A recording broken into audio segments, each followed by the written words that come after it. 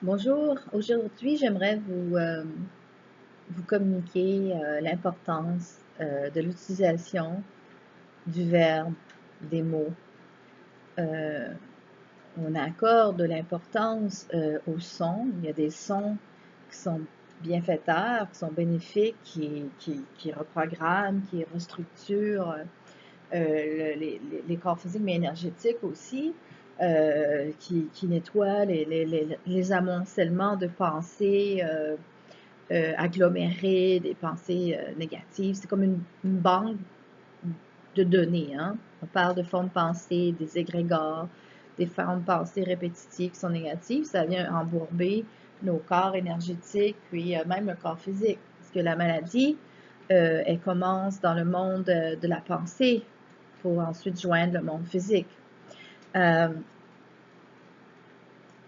donc, on connaît l'importance du son de plus en plus, les fréquences, mais ce qu'on ne surveille pas, c'est l'importance des mots, le verbe.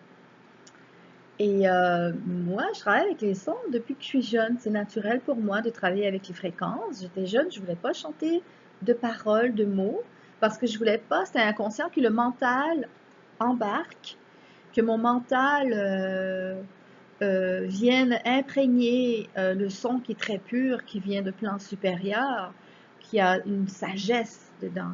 Le son n'est pas d'énergie mentale, ça vient des plans supérieurs. Je veux dire, on a une intention, et à partir de cette intention, on capte le son harmonieux qui va venir rétablir, réparer. Bon, ça c'est quand on travaille avec les fréquences. Pour les mots, tu ne te rends pas compte que les mots ont une force. Il y a des mots bienfaiteurs, ils ont aussi une vibration, les mots, avec une énergie X, une énergie un code, des chiffres, des codes, et puis c'est bienfaiteur ou parfois c'est dévastateur. Ça a un impact, c'est pas nourricier bénéfiquement. Hein. Euh, Bon, certains pourraient penser que tout est parfait, mais bon, on pourrait peut-être essayer de se faciliter un peu plus la vie. On a déjà beaucoup de défis. Donc, l'importance du verbe, c'est-à-dire comment on communique. Le jeu, qu'est-ce qu'on exprime de nous, qu'est-ce qu'on projette à l'extérieur quand on discute, les mots qu'on utilise, les mots pour se décrire soi, les mots à l'intérieur de soi, la communication à l'interne. À l'intérieur, on tient quoi comme propos? Est-ce qu'on a des propos bienfaiteurs envers soi ou c'est des propos affligeants? Est-ce que c'est de la critique constante? Est-ce qu'on cherche toujours la bibite dans un but toujours de perfection extrême, mais dans ce but, on s'arrache toutes les plumes, on n'est jamais suffisamment parfait pour mériter l'amour de soi. Il faut faire attention aux mots qu'on utilise envers soi. Donc, ça prend de la conscience, une présence constante de conscience pour shifter, transformer, hein, pour arrêter le mouvement destructeur. Dès qu'on voit qu'on a des mots qu'on utilise envers soi qui ne sont pas nourriciers ou envers les autres, n'oubliez pas que l'autre, c'est un reflet de nous. C'est que le jugement sévère que vous portez envers l'autre, vous le portez envers vous. La pression de perfection que vous, que vous avez envers vous-même, vous allez l'avoir envers les autres aussi. Donc, pourquoi je vous parle du mot? C'est que le mot est très puissant, le verbe est très puissant. J'ai découvert dans les derniers 6 mois 2 auteurs. Il y a Michelle Arbault, qui est une Canadienne qui vit en Californie, qui a écrit un livre qui s'appelle The Energy of the Verb, je crois, l'énergie du verbe en anglais. Mais il y a aussi une femme fantastique, Suzanne Chomsky, qui a écrit un livre avec environ 253 prières qui s'appelle Instant Healing. Alors ça, c'est très, très, très puissant. Elle a des prières pour chaque occasion, pratiquement.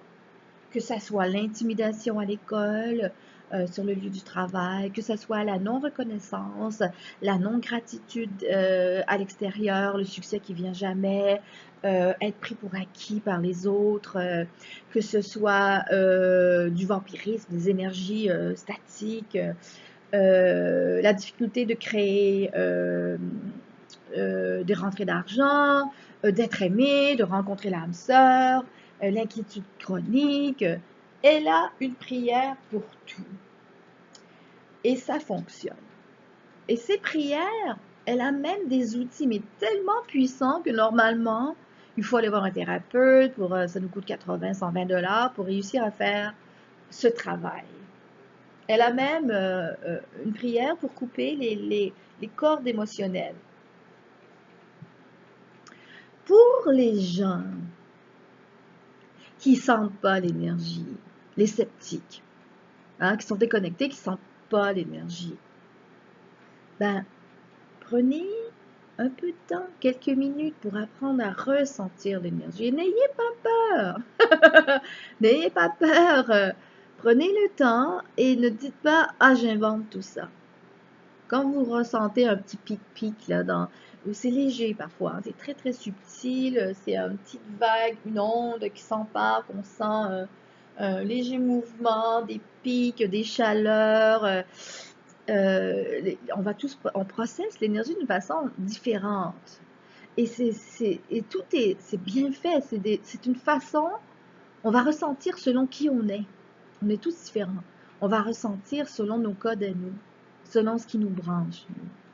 Certains vont peut-être plus voir, certains vont peut-être plus ressentir, mais ça correspond à qui on est.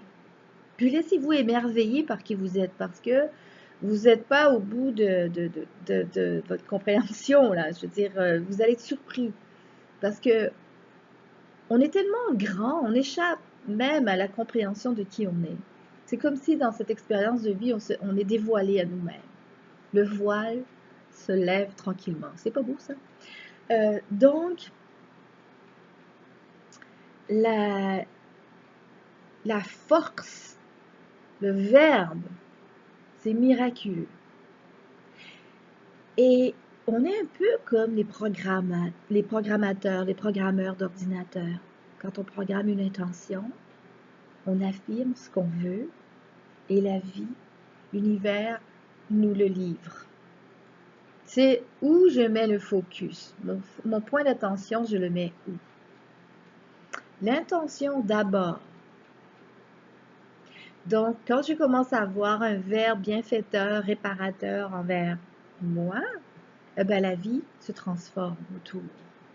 Et parce que l'extérieur, c'est le reflet du monde intérieur. On sait ça. Hein? L'extérieur va nous servir ce que on ressent à l'intérieur, ce qu'on pense, ce qu'on dit, ce qu'on programme avec nos pensées, avec nos mots. Non, parce que c'est quand même assez logique parfois. Alors, donc, 2 livres, moi, que j'ai beaucoup appréciés. The Energy of Verbs de Michel Arbeau. Et puis, Instant Healing de Susan Chomsky. Ce dernier, j'ai eu droit à quelques miracles. Exemple, je me suis cassé le pied et j'étais prise chez moi et j'ai fait de l'anxiété. On ne se demandera pas pourquoi je me suis cassé le pied, probablement peur du futur, peur d'avancer, blocage. Mais alors que je parle à une copine, elle me dit « Mais pourquoi tu ne sors pas ton livre de prière, celui que tu m'as parlé cet hiver? » Parce que vous savez, des fois, quand ça fonctionne, hein, nous, les gens on travaille en énergie, on fait un peu des papillons, on s'en va d'une fleur à l'autre, on butine, mais parfois, on a déjà la perfection entre les mains. Et ce livre de prière fonctionne, mais bon, dans une période d'accalmie de ma vie, j'ai négligé et je l'ai rangé. Mais là, avec mon pied cassé, eh ben, j'ai fait une prière et 5 minutes plus tard, j'avais un courriel d'une dame qui avait une botte orthopédique pour moi et qui est venue me le porter chez moi. et à un prix amical, un très bon prix. Elle est partie de chez elle, puis elle est venue me porter cette botte. Parce que moi, j'avais arraché mon plâtre. Je l'ai coupé, je dis c'est trop, je suis chez moi, coincée chez moi, le pied cassé, en plus avec un plâtre, je suis un oiseau libre, je n'aime pas être prise avec un plâtre, donc j'ai coupé le plâtre. Clic, clic, clic. C'est pas recommandé, hein, mais je l'ai fait. J'ai coupé le plâtre, puis là j'étais chez moi, quelques jours sans plâtre, le pied fraîchement cassé, double fracture. Et donc, j'ai fait une prière et 5 minutes plus tard, j'avais un courriel comme quoi qu'une dame avait une botte pour moi. Et bon, en tout cas, c'est un miracle instantané. Et en plus, la dame qui est venue porter la botte ressemblait comme un sosie à la copine sur la côte ouest canadienne qui m'avait dit pourquoi tu ne ressors pas ton livre de prière que tu m'as recommandé. Donc la dame qui est venue porter la botte était le sosie de l'autre femme, sosie identique pratiquement. C'est assez extraordinaire. Ok, donc voilà, c'était ce que je voulais vous parler aujourd'hui, la puissance du verbe. Et puis, je cherche mon livre, il est trop loin pour la prière. On va en faire une ensemble, ok? On va en faire une, est en anglais, mais on va faire une prière ensemble.